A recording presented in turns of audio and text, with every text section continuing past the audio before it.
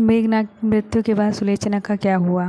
त्रेता युग में सुलोचना पतिव्रता स्त्रियों में से गिनी जाती थी। वो वासुकीनाग की पुत्री और मेघनाद की पत्नी थी। सुलोचना के बारे में वाल्मीकि रामायण और तुलसीकृत रामायण में कम उल्लेख मिलता है, लेकिन तमिल भाषा की कथाओं में उसके बारे में प्रमुखता से उल्लेख किया गया है। आइए जानते हैं कि मेघनाद की मृत्यु के बाद सुलोचना का क्या हुआ। भुजा ने सुनाया युद्ध वृत्तांत। जब लक्ष्मण ने मेघनाद का वध कर दिया तो उनकी भुजा सुलोचना के पास जा गिरी। सुलोचना ने जब भुजा देखी तो उससे विश्वास नहीं हुआ। उसने अपने पतिव्रता धर्म का वास्ता देकर भुजा से युद्ध के बारे में लिखने को कहा। इतना सुनते ही मेघनाद ने अपनी कटी हुई भुजा से युद्ध की घटित सारी कहानी सुलोचना को लिखकर बता दी।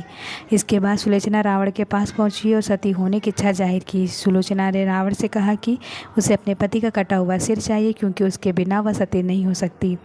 राम के पास पहुंची सुलोचना। रावण अपने बेटे के सिर के लिए शत्रु के सामने याचना करना नहीं चाहता था।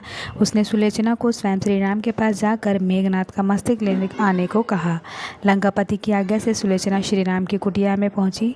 सुलोचना ने राम से अपने पति का मस्तक मांगा। श्री राम ने वानर राज सुग्रीव को मेघनाद का सिर लेकर आने को कहा, लेकिन सभी के मन में आशंका हुई कि सुलोचना को सारा वृत्तांत कैसे पता। जब जाकर सुलोचना ने मेघनाद की भुजा द्वारा लिखी गई वृद्ध वृत्तांत के बारे में बताया। जोर से हंसा मेघनाद का कटा सिर। वानर राजा सुग्रीव सुलोचना की बात सुनकर आश्चर्यचकित थे। उन्होंने कहा कि अगर तुम्हारे पतिव्रत धर्म में इतनी शक्ति है तो ये कटा हुआ सिर हंसकर दिखाएं।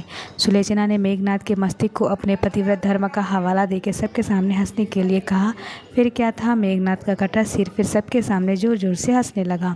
सब यह देखकर हतप्रभ थे, परंतु श्रीराम सुलोचना की शक्ति से परिचित थे। राम के आदेश पर मेघनाद का सिर सुलोचना को दे दिया गया और वह सती हो गई। श्रीराम के अगले दिन युद्ध विराम की घोषणा कर ताकि लंकावासी अपने युवराज की मृत्यु का शोक मना सकें।